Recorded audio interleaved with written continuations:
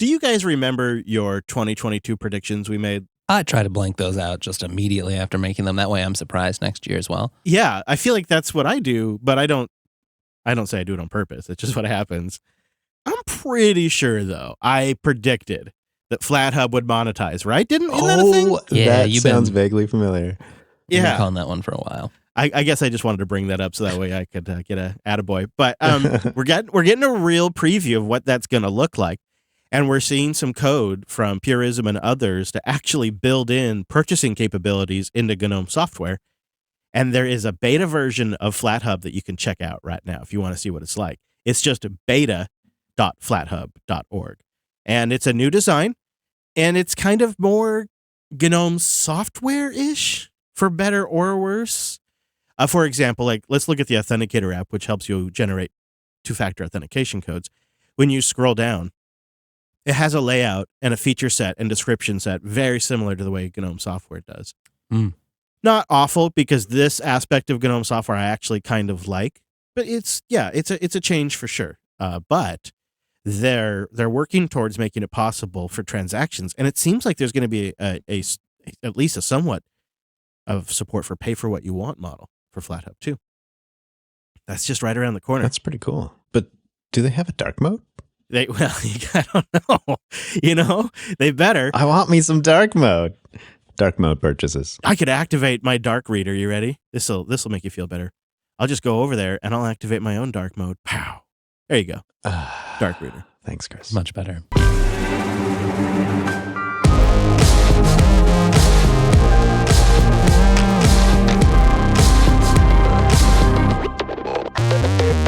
Hello, friends, and welcome back to your weekly Linux talk show. My name is Chris. My name is Wes. And my name is Brent. Hi, guys. Hello. Gentlemen. Good. Oh, hi. Oh. You're there. Hello. Oh, that's good. Oh, phew. Glad you're here because we got a big show. We have really spent the summer looking at these immutable Linux distributions, your Silverblues, your Nixes. After this summer, spending some time with these, we think there's a good shot that this is the future of mainstream Linux. I don't know about enthusiast Linux, but I think there's a good chance this is what your average Linux user will get when they install Linux, let's say 5-10 years down the road. But nothing is so perfect it cannot be criticized, a wise man once said. So today we'll tell you the 5 problems you can expect when trying out NixOS or another immutable Linux type distro like Silverblue.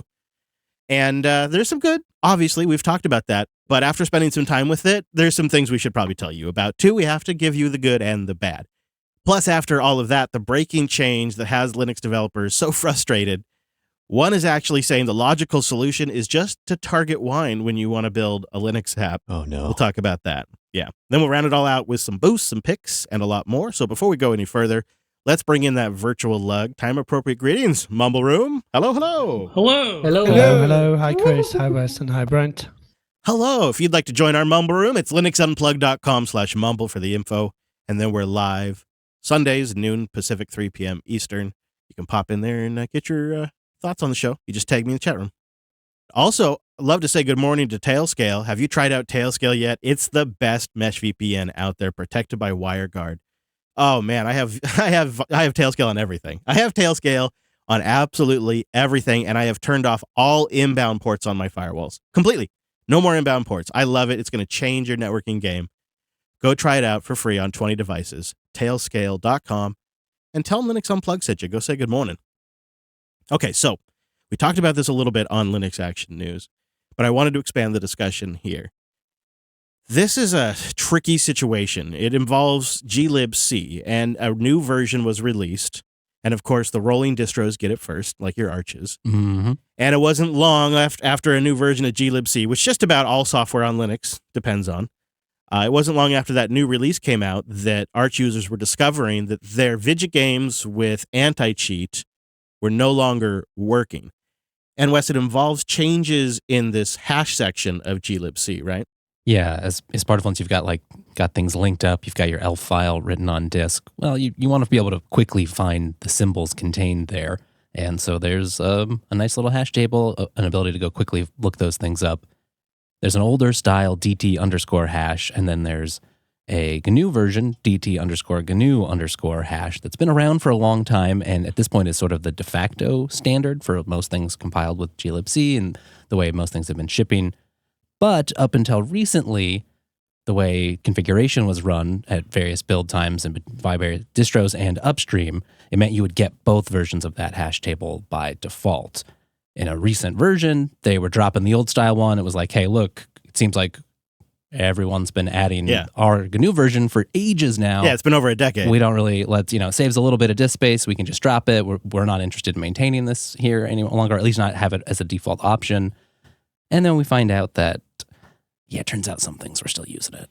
Yeah, specifically Vidya Games, probably other ones too, though. We know about a library that was broken that also involves graphics, but the reality is that when it does ship to all the other distributions out there, we'll discover more things that break, right? The guess what? A lot of gamers like Arch these days, so the rolling distros got it first. But no doubt other software will break as well. Well, and Arch also is usually they're not carrying a lot of changes or anything. So when an upstream default does change, they don't often have like a ton of patch sets necessarily against that, right? So it's whatever happens upstream, you'll probably get. Although that'll be changing. They will be carrying their own patch set for this. Other distributions will have to as well. It's part of a bigger discussion. Valve even offered to help with some of this because obviously they're concerned. It breaks a lot of their stuff. And it actually touches on what makes Linux good and bad as a platform to ship applications on. And we often talk about breaking changes from the kernel's perspective, and we talk about Linus's strong stance on never breaking user space. That matters, but if some of the other fundamental things like glibc don't follow that same philosophy, you can't really tell application developers it's a great stable platform with non-breaking changes. And so you'll see this is where distributions play a role in the Linux ecosystem. Distributions are going to have to step up and start patching glibc to support both the original version and the GNU version of this hash section. And that'll just be one more thing they have to maintain now, because upstream isn't really interested in maintaining the old thing. And these anti-cheat software makers, who are mostly Windows developers, they're not interested in making a change for the way glibc now does things. It's just a total non-starter for them.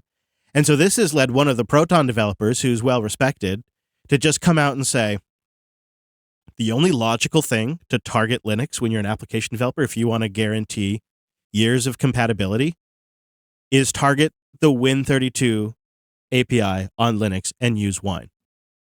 They say these problems just happen all the time on Linux. Different parts of the Linux stack will break. This is most likely never going to change. And so therefore, Win32, aka Wine, is the only stable ABI on Linux. And they kind of wrap it all up with some final thoughts. They say, I think this whole situation shows why creating native games for Linux is challenging. It's hard to blame developers for targeting Windows and then relying on Wine and Friends. It's just more stable and much less likely to break and stay broken. That's pretty damning. And it's hard not to say they're wrong when this whole breakage situation's going down right now. I mean, who knows how it'll end up? Yeah, although, I think maybe we should be careful about what kind of applications we're talking about, right? It's not like this broke a whole bunch of these common Linux apps. There are some. In one sense, it's almost not surprising, right? A lot of this, we're not used to shipping this kind of application on Linux distribution. We're getting there, and it's getting better, and this definitely is causing problems, but we're used to just having software come from distros where things get built consistently, right? That they all get integrated together, and so having compatibility for random binary applications across time has not always been the same kind of focus that, admittedly, and we should give credit to, Microsoft has had in the Windows world. Again, not as a judgment, just in this sense, to me, it's not really that surprising because it's kind of it's just not what people have really thought about. You could understand how Windows developers, specifically in the gaming area, might be a little unfamiliar with this type of approach, where they are a little bit more familiar with Microsoft's type of approach, which has been maybe more accommodating. And I think you can argue both. This is a decade-old hash function that has been replaced, and literally just about everything else in the world is not using this. But Brent, don't you think this is sort of like a clear indicator when we've had all of these discussions about, is the distro still necessary? Can people just build it from scratch if there's an enthusiast? What's the role of the Linux distribution with containers and all of that? to me, this seems like pretty clear. There's still a role for distribution maintainers to play here. Well, yeah, and I wonder if that role, has it seen a bit less attention these days? Like I know Flatpaks and stuff solve similar-ish problems by bundling libraries and stuff. So I wonder, do we have less maintainers kind of looking at stuff? Or is this a problem of like using some kind of deprecated software for something that maybe you should have targeted differently? I wonder if that's the case too. I mean, it seems like there's a lot of those aspects. It seems also that, we're used to working within a sort of larger free software community. So it might be clear for distro maintainers or people who work with like the GNU folks or things that like, oh yeah, of course, this is the standard that is now being used. But if you're some third party who just went and found some like, sysv compat, general guide to working with this libc, oh, I need to go look up some symbols. Oh yeah, GT hash, that seems like the thing that's been here forever. I'm going to use that. Yeah. So you're not really plugged in on the same level. And so our normal methods of sort of like, look, we added this, we gave you all a decade. It seemed like we were cool. We'd given you a time for backwards compatibility. And then also with some things, this is not maybe for anti-cheat, but just in games in general, sort of class of application that just gets made. And then there's not, once the updates stop, that game is just done. And that's another thing that I just don't run that many things like that on my Linux desktop. Well, and developers have, such a reputation for just voluntarily adopting new technologies and new functions without being forced to do it. Like that's the thing. Of course, if they didn't have to, they didn't stop using it. Why would they make that change? It's just, that's the sort of thing that is just foregone conclusion in the world of development. I actually think there is something to this Win32 is the only stable ABI, but I think it's actually less and less of a problem than ever. And I think, Brent, you just touched on it there with Flatpak. And I will admit to an ignorance here. And so if someone knows that's listening, maybe they're in the live chat or boosted in, if I'm using the Flatpak version of Steam and Proton, are they, or could they just ship their own version of glibc? Or is glibc such a fundamental library to the way everything works that's outside the scope of Flatpak? I think I saw that they had an older one still, so it hadn't gotten to this version yet, at least as of this time of this most recent discussion. The runtime ships its own glibc as well as Mesa and generally everything else. Everything from glibc, everything apart the kernel is built from scratch and the ground up, so this thing wouldn't happen. You wouldn't have an issue running against a new glibc on the host as long that you could like start namespaces and stuff. So I could be okay since I'm using a Flatpak version of Steam. Yes, totally. It's still, I think in the 22 of 08 release that's about to be released like in a couple of days, when we will update also the Steam Flatpak, because it's one of the main things we test when we release new runtimes. We are sticking to glibc 2.35, and that was like way before any of this broke up, just like didn't manage to update on time. I have to say, and this isn't like a fanboy-based decision, and this is totally just made out of practicality, but my mentality now, especially when I'm building a NixOS-based desktop, is there has to be a justification why I wouldn't use a Flatpak. Because they've worked so well for me, and they're so easy to update and maintain, and FlatHub is such a quick resource to go collect everything really quick and install it all. And yeah, especially once you've hit a critical mass of like, I'm using enough Flatpaks. It's like, well, I'm always installing Flatpaks now. So yeah, of course, I've got FlatHub configured. It's all just ready to go. Click, click, click, click. And so I guess I'm shocked how well Steam has worked, but I have run into problems. And we will get to that when we get to our 5 issues with Nix. Now, Chris, did this affect the Steam Deck at all? Because you mentioned it showed up on Arch first, and I wondered, was that a thing on the deck? No, and doesn't this kind of even underscore why Valve chose to just make their own distribution? Is to avoid just these kinds of problems. They'll never ship this issue in SteamOS, so the deck will never have this problem. It's incredible what Proton and Wine have done so that we can just steal the stability of another platform's implementation stuff to run on our own and have it work and paper over some of our own native issues. But just then we've also got kind of the confluence of other technologies like, various containerizations and namespacing that makes it somewhat easier to have these things that, you can have the whole Steam environment, you can have Flatpaks containing this stuff. Like we just have a lot of options now. Yeah. Minimac, you think that Windows isn't necessarily immune from this type of problem? Yeah, that was a question I had. Well, couldn't that happen in the Windows environment too? But the big difference is as every company is it's like publishing their software in Windows. They just get a notice before and they can adapt before that change happens. Yeah, I suppose there probably is a more formalized developer notification and outreach. That's just not really a scalable solution in free software, right? And because the glibc maintainers are probably not even thinking about anti-cheat when they're making this change, and they're not really at a 9-to-5 job where they're going to reach out to the stakeholders and hold a meeting where they can all jump on Zoom and discuss each one of their key points, right? That's just not going to happen in this environment.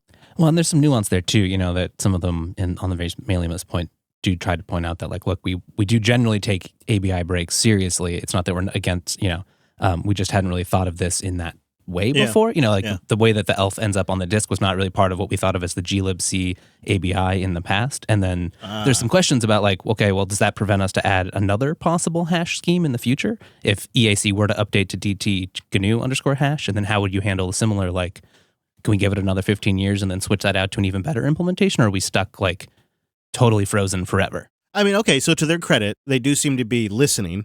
But to Minimec's point, I do think a company would probably have communicated this better. So that's probably a good way to frame it. It's not that this thing would never happen on Windows. We see these kinds of changes. It's just there's maybe macOS is a good example, right? They drop things, make you shift to new APIs all the time. Yeah. But I think they'd probably announce that at WWDC, right? So you'd have the summer to update your app.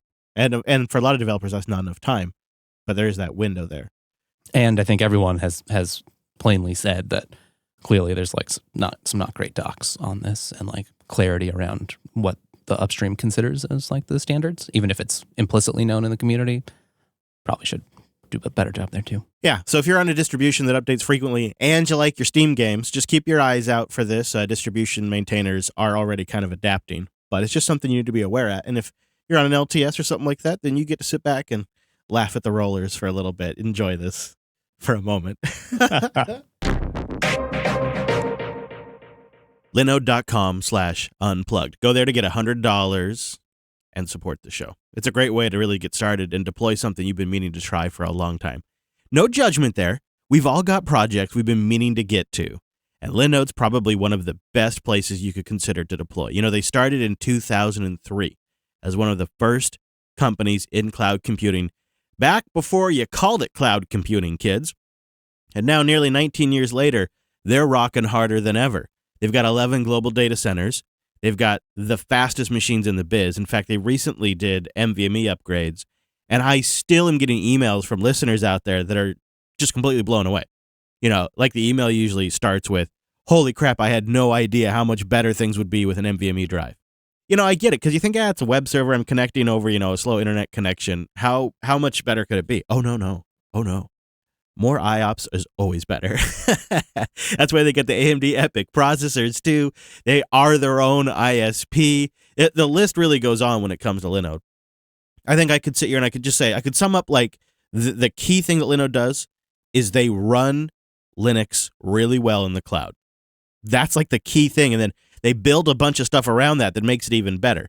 I absolutely love their cloud dashboard. I think it's the best in the business, combined with the best API in the business, with a command line client, with a ton of libraries, so you could just use Python, or I don't know, maybe you're a Rust person. Yeah, they got a gorgeous API with lots of libraries ready to go. But you guys, if you listen to the show, you know what's up.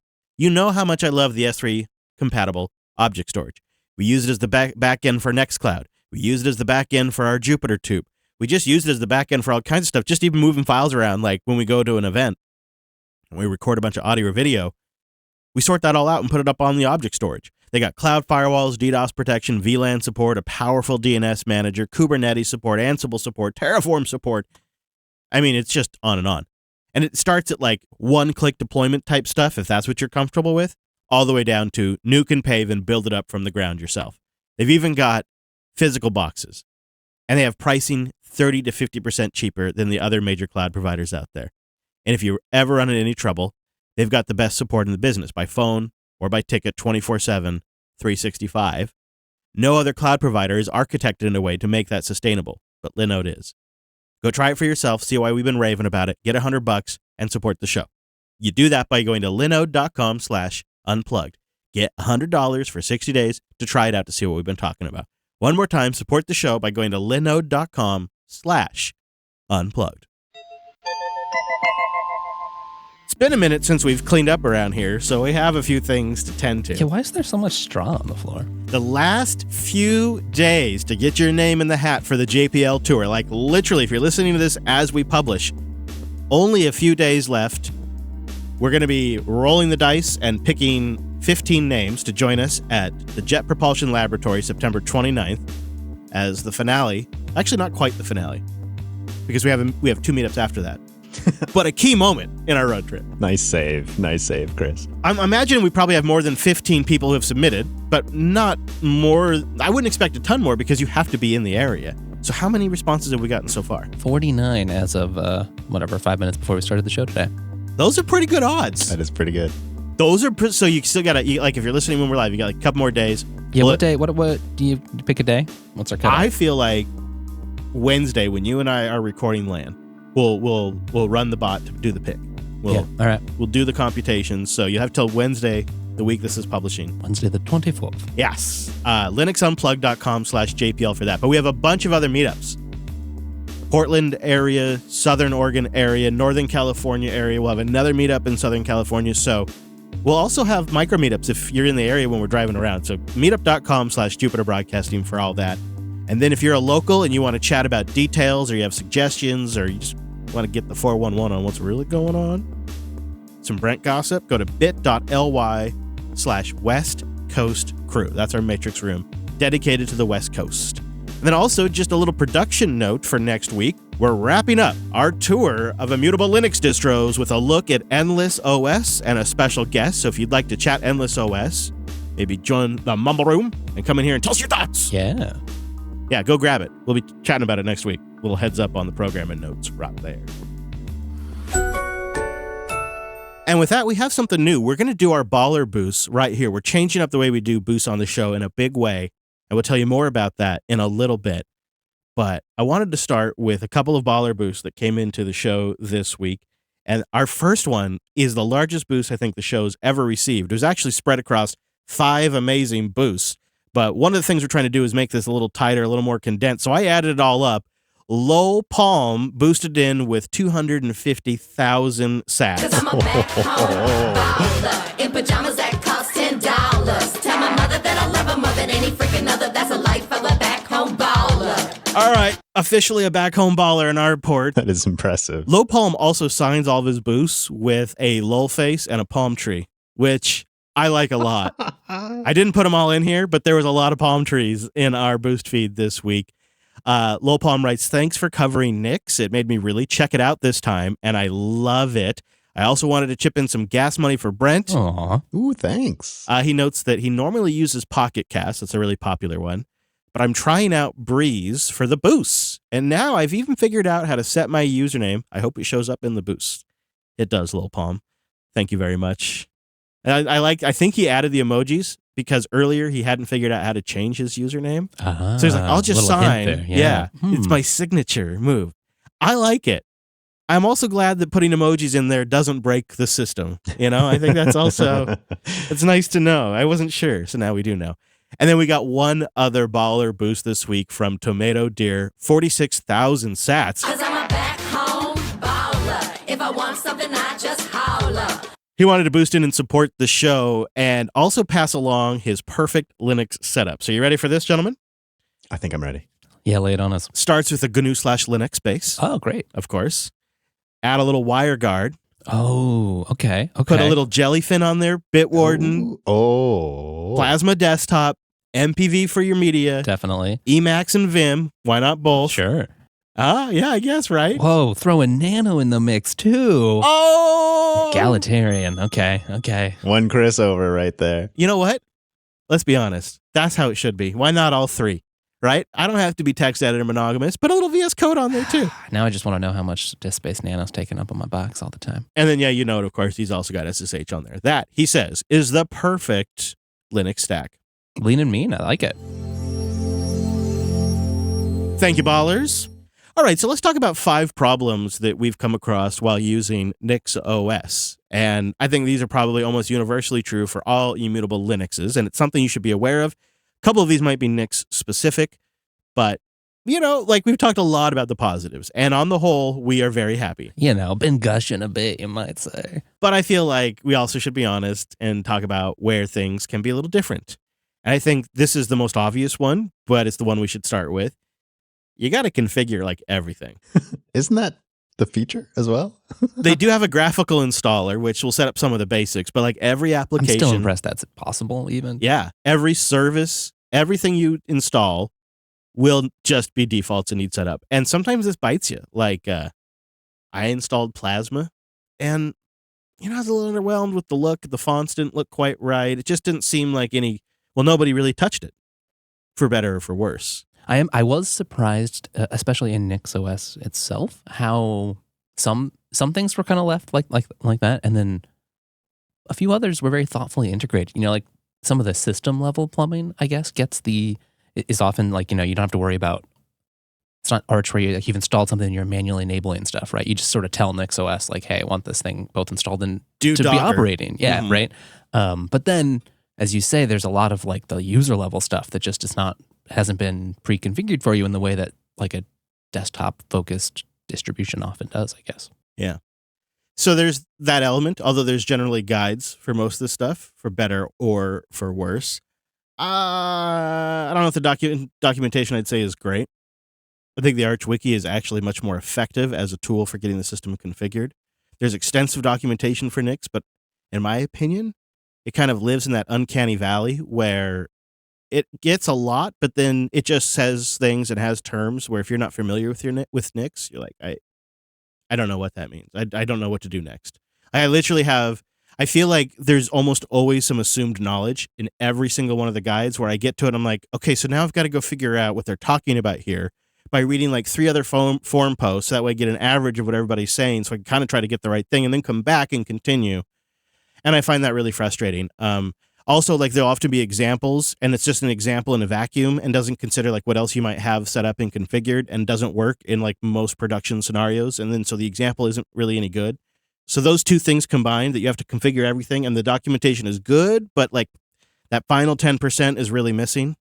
I think there's like a certain spikiness sometimes to the difficulty where like most of the time, and it seems to be just getting a lot better, especially recently, it's like, oh, this is real easy. I'm on the happy path. I just type that I wanted this in and it's working and it's all set up and robust and great. And then occasionally you just hit a pothole and then you're like falling 6 layers down the abstraction stack and you're learning about this functional language to define your builds. And then sometimes if you're doing something weird or cross-compiling, like you have to remember that compilers are involved and build tool chains. And that's just it's all great and very powerful. And it enables clearly a lot of like the magic of Nix, but sometimes that's not really what you want. Yeah. The Nix Nerds Matrix chat room has saved me in those situations several times. We are very lucky to have that. That's for sure.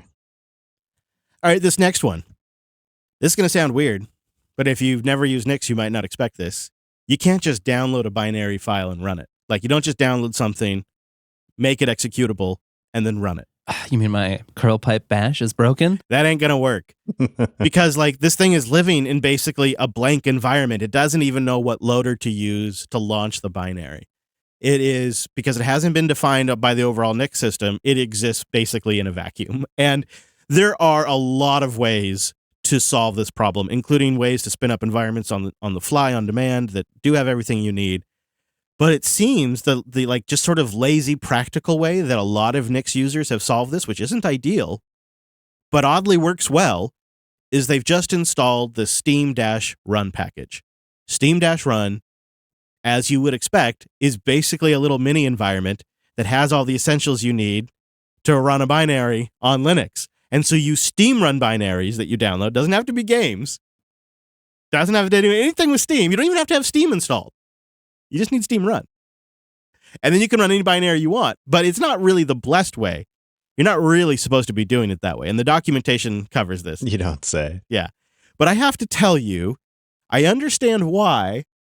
But boy, was I a little dumbfounded the first time I downloaded a binary. I think it was something for production that we use that isn't packaged. And I can't remember, because Reaper is packaged, so I can't remember what it is. And I downloaded it, and it just doesn't work. You try to run it, you're like, what?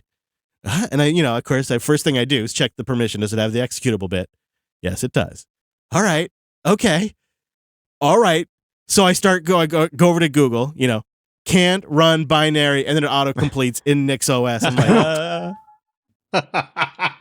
yeah, Yep. this is a thing. So that's a problem. It's totally solvable. You'll understand why once you get into Nix, it is a thing, but it'll throw a curveball at you.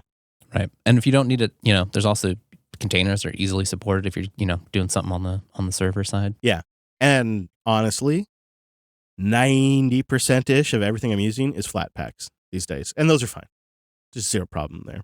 So instead of learning how to use Nix and write Nix expressions, you've just learned how to make Flatpaks. Well, I had to learn for VS Code because VS Code I tried as a Flatpak and I had to give it the old thumbs down. Yeah, that one's tricky in a Flatpak, unfortunately. For basic stuff, obviously, it works just great. But once you need some, certain runtimes or fancy config stuff. And this is true for like VS Codium as well, if you're trying to use the non-Microsoft version, if there is such a thing. The less Microsoft. And this one is like, choose your compromise. And if you're a big VS Code user, this is really frustrating. So it doesn't work great as a Flatpak because there's certain things you don't get access to, certain plugins, certain file system things. Whatever, no big deal, install it as a package. Well, that's not going to work so great, Chief. Like, say you want to install a plugin using the VS Code built-in plugin stuff. I do. There's a lot of nice plugins in there. Yeah, those extensions and whatnot. Yeah, that's not going to work, Chief. Sorry about that. You're not going to do that. In fact, if you do, you'll install some stuff that doesn't work correctly with the underlying Nix system, and it's just going to get really, really shaky really fast. There's two ways you can solve this.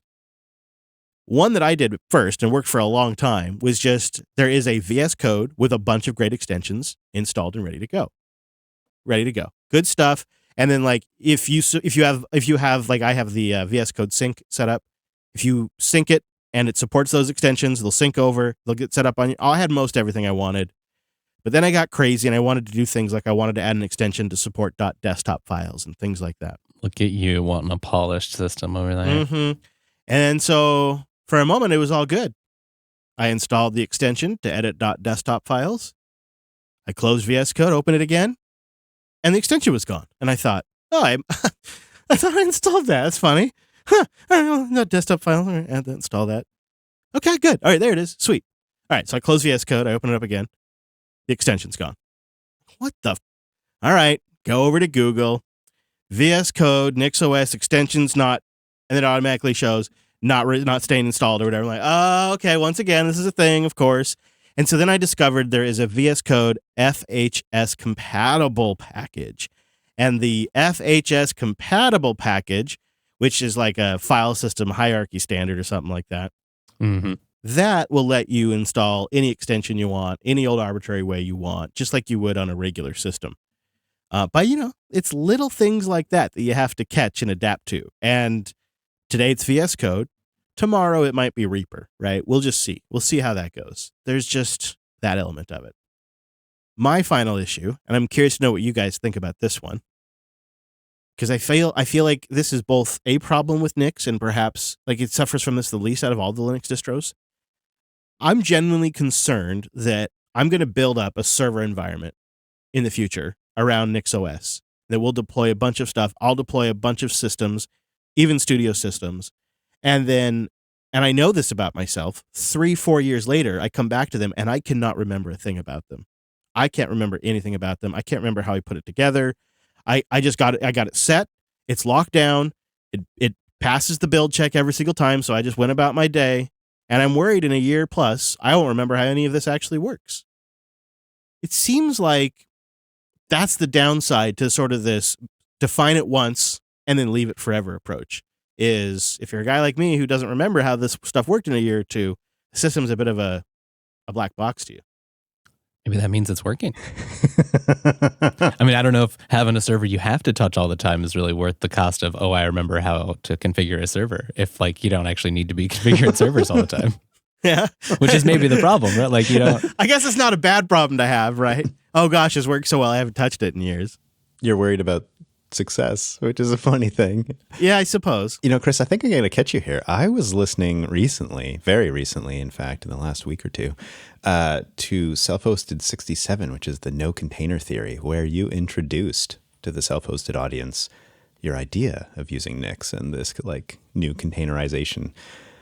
And you said exactly the opposite of a sentence you just said, which was, hey, I'd love to be able, one of the main problems I have right now is I set up, I don't know, Home Assistant, and then it sits there for 5 years, and I don't remember how I did it, so it takes me, a whole day to get back to it. But it feels like that's partly what, NixOS is solving, is that you get to configure it in a way that's readable and that you don't have to rebuild every time. You just kind of run it. That's why I was thinking when I kind of couch it as maybe it's the distro that suffers from this the least, because ultimately I just go look at my configuration files.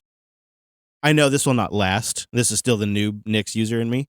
I am bending over backwards to keep everything in one configuration file because I like that idea.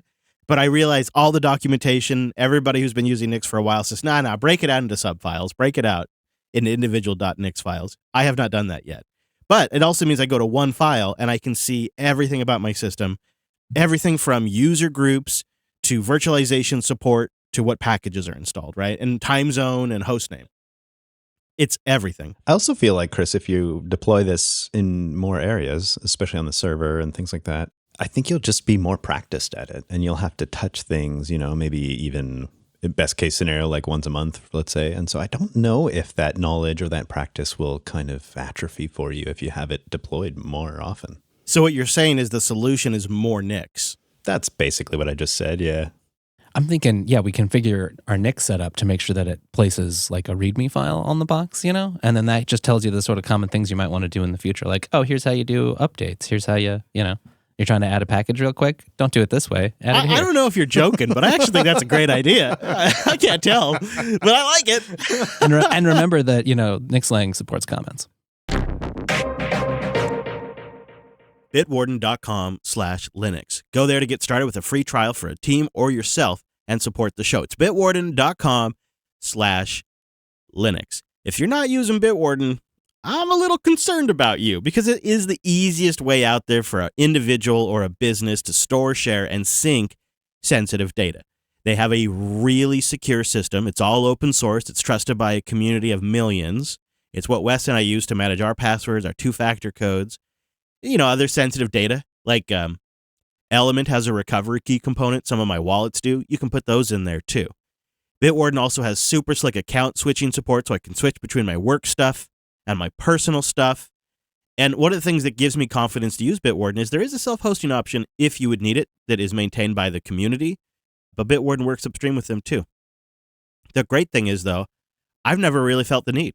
I think Bitwarden is such a great value and such an obvious service, and they do client-side encryption. To me, it's just always made a lot of sense to just go with Bitwarden directly. But I think the value proposition with Bitwarden is a no-brainer. I was able to import super easily, and they've been adding features that I think are fantastic, like the username generator. And did you know that they have Vault health reports that are available for just about any kind of plan? These health reports can be used to evaluate the security of your setup or maybe your entire organizational vault.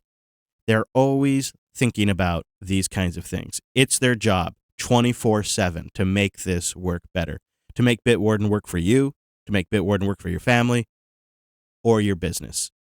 So go try it out. Get started at bitwarden.com/Linux. Go see why we like it. You can import from your existing password manager, most likely. I was able to with no problem at all. Play around with the username generator and the email generator that they have now too. Create secure usernames, passwords, and email addresses for every site and service you use, and then sync it across all your platforms. See what I've been talking about by going to bitwarden.com/Linux. One more time to support the show, bitwarden.com/Linux. We got some great feedback again this week. 2 letters specifically that came in about last week's episode. Blooming Strong had some advice about our old server. They say, I really feel you when you say you had not finished migrating all the things off that old server. May it rest in cotton peace. 6 months after getting my new server, I am still trying to migrate from the Windows box I had hosting everything, Docker Desktop, WSL, etc. And there's just a few things that are simply too hard or not interesting enough for me to have done yet. The migration struggle is real. I hear that. And then I also thought, this could be a great opportunity to maybe I keep my private stuff on the old server and I just put work stuff on the new servers. Yeah. Separation of work and personal, you know? And so then, honestly, I'm not gonna lie to you. The whole OpenSUSE NixOS thing, it threw us for a loop because we started down the path of the lizards, and then we discovered the gospel of Nix. We all accepted Nix into our hearts, and now it's like accidentally deflated the lizard path. It did. It was not intentional. No, it took us to a different place, and that just put a whole pause on the thing while we just sort of reconnoitered about the whole situation. And then next thing you know, it's the summer and we got cottonwood problems. You know, a guy just didn't foresee it. Not to mention some stray cats. Yeah, don't remind me. Joe wrote in as well with some advice and some rather strong disagreement. Regarding searching out the Colo for the servers, I tend to disagree with Chris for your use case. I was in a small business that had 3 racks in a Colo and have some insights to share. Here are some things to consider. 1. Will you have after-hours access? 2. Likely you'll have to provide your own internet circuits into the Colo, or if not, I'm sure you'll end up paying for bandwidth. 3. Need something done? Well, smart hands, in quotes, will cost you. Number 4, you'll want a KVM so you can access the console remotely in the event the server doesn't power on, even if you have ILO or equivalent. 5, you'll need some switches in there also and some ports, as you'll now need more ports for the KVM, ILO ports, etc. 6, it's going to take you several days to move all the equipment and get it set up. 7, and likely to get a good deal, you'll either be in a sketch part of town or be with a small provider, and what happens if or when they lose their lease. Number 8, don't forget a label maker. You'll want things clearly labeled so you can help either Brent or Wes or someone who's helping troubleshoot remotely, or the smart hands at the Colo to do things. And lastly, number 9, rack elevation diagrams become critical as you'll have a lot less access to the equipment. Instead, I recommend spending the time and money on adding AC and fans and filters to your existing rack, and close the door to not let the cats in. Okay. All right. Geez. I have to say, that gave me a lot of flashbacks, Joe, to life in Colo Town. Now, I didn't have to go to a bad part of town, so I didn't have that experience. Downtown Everett had a really great data center back in my day. But literally everything else you said rings 100% true. I forgot what a pain in the neck it used to be. And I just assumed like an animal that by 2022, you weren't having to pay separately for your power and your bandwidth in a Colo anymore. Because I remember a time when we were paying like $1,000 a month for a megabit. It was, yeah.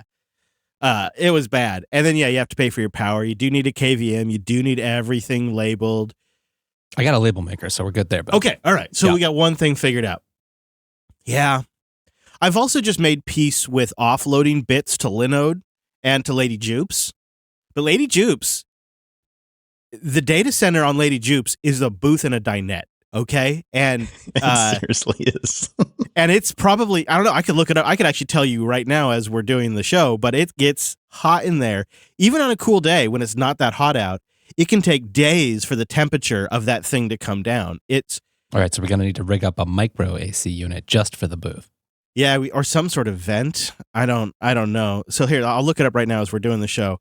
My server room temperature in Lady Jupes is 86.9 degrees with a high of 88.1 at 11 p.m. So that's pretty good considering, because if you go look at the longer history, you can see she's been averaging around 90 degrees Fahrenheit.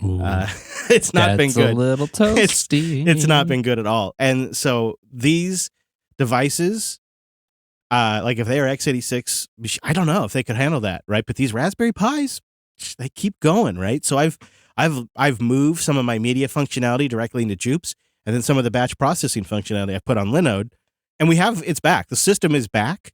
It seems to be functional. The updates passed from last week's episode. They sure did. But we have it off because it's still 80-ish out there, and so we're just leaving it off for now that I've set up other stuff. But as the temps come back down, which they will here in the Pacific Northwest, we'll bring things back locally.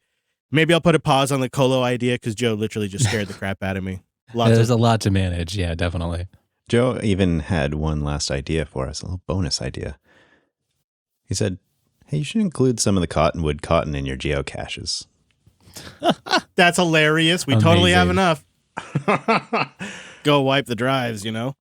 Let's get that JB server sent. It could. Although, given what you said, I don't think it's a good one. No, it just depends on which batch you get. You got to get it from the right want the section. fresh stuff. Yeah, not the stuff in that one corner. Andrew wrote in as well with a quick little note as a new fan. Just discovered your podcast, loving this. I'm ye old Unix user, started in 82 with the source code to V7 on a 1200 BPI tape and a new copy of KNR. I've found my tribe. Ooh, nice. That's great. Welcome, Andrew. Welcome in, Andrew. You know, I don't even really have references for any of what he just said, so I feel lost. He should join the Matrix and explain it to you. Smithy wrote in as well. Hey, your new open source community website on GitHub is a fantastic project. Thank you very much. Which is going great, by the way. Why don't you really walk the talk and do your community engagement with real open source platforms like Diaspora, Friendica, Mastodon, rather than convenient restricted platforms like Discord or Matrix? Is Matrix restricted? Oh. Well, that's one of my questions there. We run our own Matrix, or how's that restricted? That feels pretty good to me, actually. Feels pretty good. I included this, and Chris, there's a little triggering note here for you. The email they wrote in on was postmaster@localhost.local. So, of course, I wasn't able to send a thoughtful reply, which I think is a note. We sometimes get feedback like this from people who discourage the back and forth dialogue. I mean, I want to have a real conversation and to suggest reasons why, of course, we've thought of this stuff and made certain choices. So unfortunately, I can't do that, but I guess we'll do it here. So any quick thoughts, gentlemen? So I don't know if I agree on Matrix. I think that's probably fine. I like Mastodon, but I have found that I don't really like Mastodon as a social, just general website. I found it to be really useful when it's project specific. So I've been around, tried out Mastodon over the years, never really stuck until finally I joined the Podcasting 2.0 Mastodon, where it's really kind of mission specific. That makes sense to me for a social media platform. I don't really have any need to have a JB Mastodon. I don't really think it's necessary. There's plenty of other ones out there, so it's just not something we've really engaged in. We've put our focus on Matrix. Right.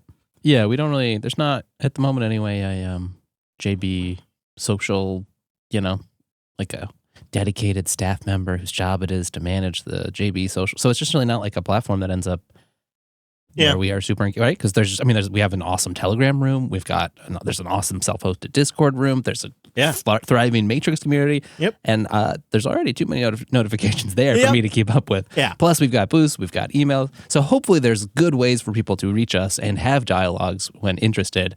And then we just kind of have to make some practical choices of where are the most people, where's the best, place we can get that good experience and get to engage with the audience, but still, make the most effective use of time. Yeah, and I think that also is the logic behind the choice of using something like GitHub over GitLab or something like that.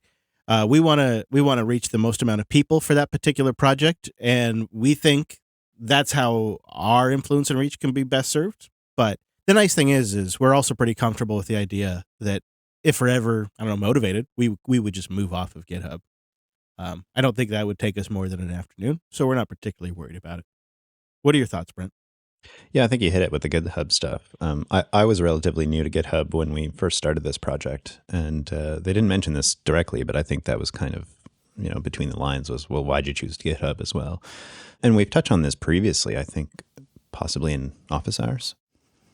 And it was really balancing, the ideals that we may have, because of course we have some, and we somewhat feel the same way, but with where the people are. And in GitHub's case, I think also like a skill that you can get, a really great skill that you can add to your employment experience. That's one of the perks of our community, contributors, is they're working on something they can put on a resume. And so to best serve that and them, GitHub is the place. You can send recruiters to get your own GitLab or instance like that, but there's not a lot of culture and community adoption and the hiring practices around that. I would think. I think everybody's tuned for GitHub. I mean, yes and no. I think that's part of the filter on the larger part. I don't think if Yeah. you're actually talking to a hiring manager, then no, a link to a project is Sure, probably yeah. what's effective. Right, I'm But thinking I like think when you're it has a great way to say, look at these interactions with the community where looking at pull requests and issues is or quite common. if somebody's just like looking at your resume, right, and they're casually Googling you, right, they're going to look at GitHub links and stuff. Mm-hmm. That's my thought. And so as a bit of value that the community gets by spending time working on our open source projects, they can then demonstrate, hey, look, this is real work I did. Here's the actual commits. Like, that's super valuable for them. Yeah, and for us. Well, and I also feel like it's a neat experiment from our perspective to see sort of what Microsoft has done with what was, an open source safe haven for so many projects, and what are they doing now? What have they integrated into it that could inform maybe some of our content as well? So I'm seeing it from that angle sometimes. It Yeah, did force that's us a all great- to kind of that's a great refresh point. our familiarity with GitHub. Mhm. That's been, Mm-hmm. yeah, but good questions. If you'd like to send in an email, go to linuxunplugged.com/contact. And now it is time for Le Boost. So we're trying something new. The boosts are a brand new segment, and we're always adapting. This is a concept that came up in office hours that we're trying out for a bit. We're going to do like the top boosts, not really based on the amount you boost in, but it'll just be we'll read all of the boosts, 100% of them, and then we'll select a few to come onto the show. Good signal, and we just want to say thank you to everybody who does boost in, and then we'll also, as you heard earlier, we'll read the baller boost separately in the show, kind of break it up, keep things moving. And our first boost came in from a guy named Dude with 10,001 sats. Coming in hot with the boost. He says, I hereby suggest that there should be a 10,000 sat minimum for guaranteed reads on the show. So this has been something we've been thinking about, and this is where the top 4, top 5 boosts, and we'll pull a few in every episode. We'll read all of them. We're also, just so you guys know, behind the scenes, we're going to work on systems to make sure that every host sees every boost that comes in for each one of the shows. They're all still coming into myself and Brent right now because he is still getting a split. So we see all of those as well. And so instead of setting it based on a 10,000 sat minimum, maybe we'll try that one day. We're just going to base it on quality of boost. And then we just hope that you contribute the amount that you think represents the value you get from the show. Like Optimus Gray did with a row of McDucks, 22,222 sats. This old duck still got it. He says, oh my, now I have a great Jupiter.tube portable system. Get ready for this. This is brilliant. I'm going to try this. The Steam Deck, the speakers are nice. Ooh. The screen is great. Mm-hmm. It's got a built-in trackpad mouse. It's got a keyboard. He uses it for SSH as well. And he just added Jupiter.tube to his launcher, which that's the magic sauce I hadn't thought of. That's a great idea because it's got a full Chromium-based browser on there. He could participate in the P2P stream from his Steam Deck. That's great. He says, I also just submitted a ticket for Tailscale to get Tailscale running on the Steam Deck. Yeah. I don't think I'll install Bitwarden, but you could. Yeah, any Flatpak app you can put on there. Just boom. I feel like I haven't done it yet because I've just been, I don't know, this sounds weird, but I've just been using the Steam Deck to play video games, and I haven't really felt super compelled to tinker with it beyond getting emulators on there. I thought you were going to install Windows. It did for like 22 seconds cross my mind. Just to try it, Just to try it. But then I thought, it would be kind of great to try to get the Nix package manager on here. I saw that coming. I haven't done it yet. I think that might be the next thing that I do, but we'll see. Right now, I'm just going to play video games for a bit and enjoy it for that. Well, our next boost is from Mississippi Mayhem with a row of ducks. Hey all, I've been a huge fan since way back when a certain someone lost a bet and had to wear a certain costume for the show. If you know, you know on that one. In all that time, I don't remember ever having a JB meetup within a day's drive. Oh gosh, sorry Mississippi, that's too bad. So Mississippi goes on to ask, how many people would I have to get together to convince y'all to do an official Mississippi JB meetup? Best wishes from Mississippi. And a little PS for you here, Chris. PS, unfilter reboot when? Oh man, all my non-JB energy right now has been going into Bitcoin Dad Pod. That's really where I've been focused. Because I feel like a lot of the macro stuff we talk about in Bitcoin Dad Pod is really what I would have been talking about in Unfilter anyways, but it just now is based on economics and macro picture and not so much just like the news cycle. Well, there, if you need a little more Chris Fisher, BDadPod's the place to go. Patrick also boosted in the greater Nashville area saying he'd be down for a meetup. This is something Brett and I have been noticing is we're getting more and more people writing in saying they'd be willing to just meet up even if the JB crew can't make it. And so we've started a conversation in office hours on like, how the hell do we facilitate this? Because this is a brilliant idea. These meetups are awesome. And they can, they can really be just recharging for your work. Like if you're in IT, you're in the tech spec, you're a developer, you're just in the sector and you're a little burned out, you go to these meetups, you really kind of get recharged. And I don't know, I feel like that would be a great social service if we could help organize that kind of stuff. Yeah, right. Network, recharge, just be around some people who have the same interests as you and want to talk about it. It's so nice. We need a platform because obviously going through us on air, that's not going to scale. That's not going to scale, no. So we need a way, we need like a web page or something that people go to, they register their area, register their willingness to like do a meetup.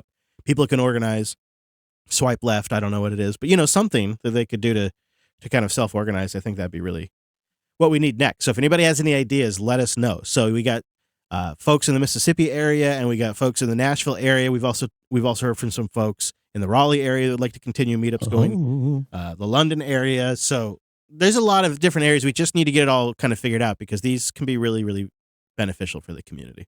Well, boosting on, Cerbic boosts in with another row of ducks. That's mighty hospitable of you. Thanks for another awesome show.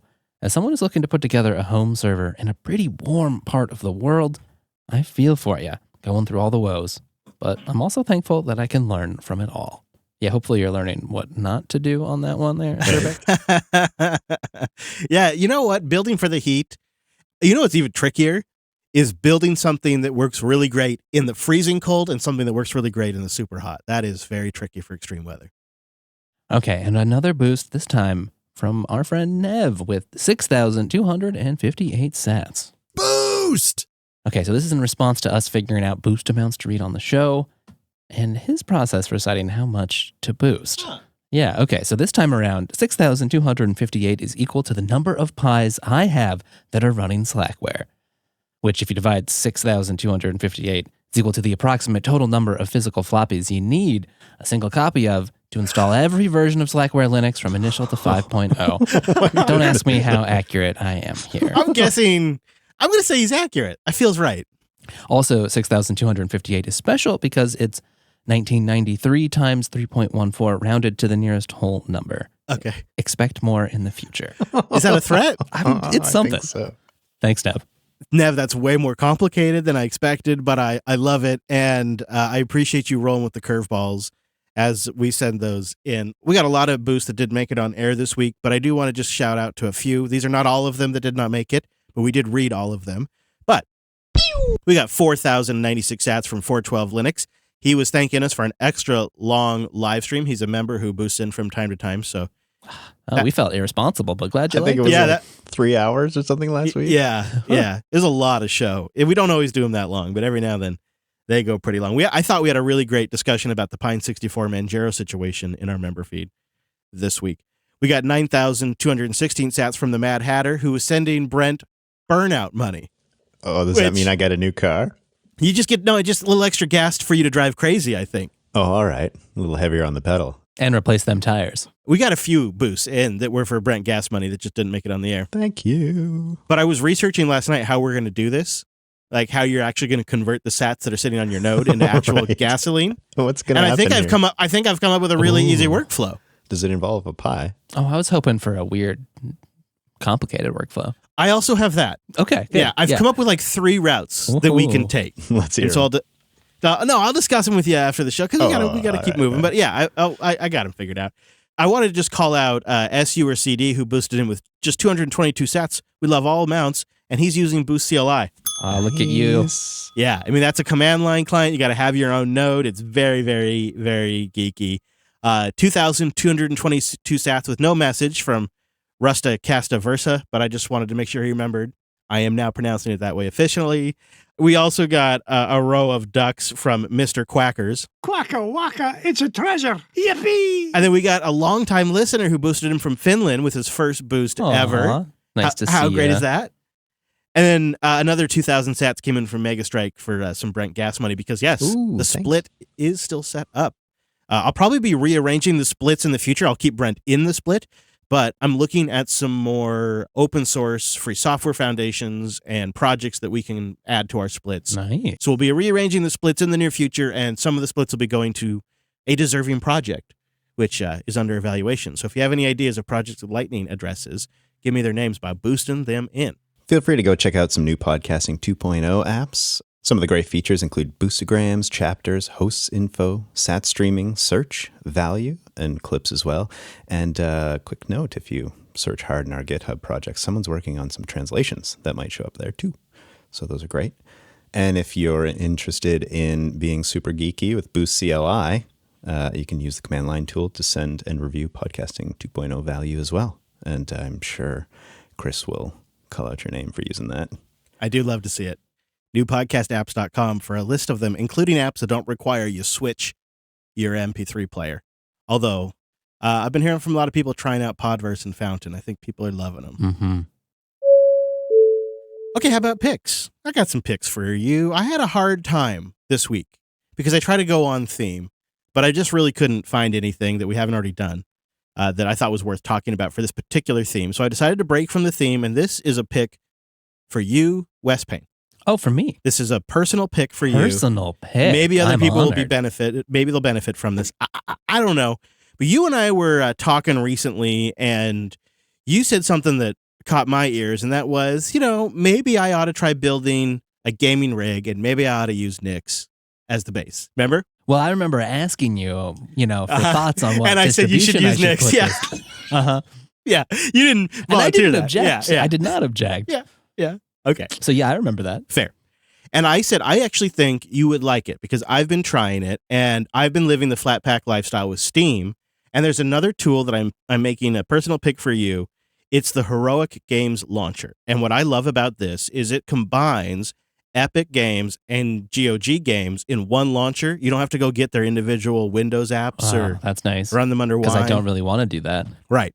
It's one app to manage all of them. There's several tools like this for Linux gaming. And of course, there is a flat pack for this. So you can get it installed in just mere moments. And then that makes it easy. You connect it to your Epic Games account if you have such a thing, which they have some good games. Yeah. Or your GOG account, which I'm sure have. I do. It syncs it. It downloads and installs it just like their own launchers do. And then you just run it there on your box. It is the HeoricGamesLauncher.com, and we'll have a link in the show notes for that. And it's just one of the things that just makes it really easy, Immutable distro or not, to just get all your games installed for things that are just outside of Steam. Because it turns out Steam doesn't have all the games. It's not everything. I mean, it's like most things these days, but it's not quite everything. And of course, there's other great launchers out there that do other things, but this is the one we're gonna give a little love to this week. But if you've got one you'd like to suggest, you can boost it in or go to linuxunplugged.com/contact and let us know. Well, thanks for the pick. Yeah. I'll definitely give it a try. And I guess thanks for helping me waste a little more of my own time. I think it'd be great to see you build a gaming rig. Would you go high-end graphics? I'm tempted. Are you? I mean, it seems like maybe now might be the time. The graphics It's cool. cards It's a little more normal. coming down a little bit. Not crazy anymore. Not as crazy anyway. Yeah. If you do, you got to let us know how it goes and tell us what you decided to do. We'd love to have you join us live. We get together every single Sunday at noon Pacific, 3 p.m. Eastern over at jupiter.tube. Also, thank you to our members. You can become a member at unpluggedcore.com. They keep us oriented towards our audience, not only from like a host standpoint, but from a business standpoint. It's sort of like the peanut butter and the jelly that go together. And so they are immensely valuable. As a thank you, we make some feeds available to them. We make an ad-free, fully produced version that Drew puts together. And we make a live feed version, which is all the mistakes. There's a lot of those. All the screw-ups if they happen, us getting connected with people if they're joining us this week. And then a big part of it is the pre and post show, which is like a whole other show, really. And we make that available to our members, unpluggedcore.com, or you can support all the shows on the network, get access to all of the benefits for all the shows, and get Linux Action News ad-free at jupiter.party. Come join the party. Yeah, it's a party over there, right? Wes is there. He's partying. He's also in that Linux Action News, which always covers some stuff you need to know about. We focus really on the stuff that we feel is the most important to get captured, and then we try to break it down and explain it in a no nonsense, no fooling, no tomfoolery, just what you need to know in and out. That's Linux Action News. We don't let ourselves laugh. That's the whole rule. There is no fun in Linux Action News. We cut out all the laughing awkwardly. So that way we laughed, but we didn't want you to hear it. So we cut it mid-laugh. And that's why this show is so serious. But the jokes are still there, right? Well, yeah, but we explained them so that way they don't sound funny. Because it's a news show, Brett. Yeah, so we explain the jokes. All right. To find out if we're telling the truth or not, linuxactionnews.com. All right, that brings us to the end of this week's broadcast. Links to what this here show talked about, well, that's over at our linuxunplugged.com / what is this, 472? Yes, sir. Oh my God, I got it right? Wow. Yeah, I know. That's weird. You're paying attention today. I think it's that giant counter on the wall in front of you. It's been working well. We're going to get back from the West Coast meetups, and it's going to be like time to plan episode 500 time. Maybe we should survey the folks at the meetups for what we should do for our 500. They'll help us out. Yeah, and send us some ideas, too, if you're out there. Let us know what you think. All right. Well, thank you very much for joining us on this week's episode of the Unplugged program, and we'll see you right back here next Sunday!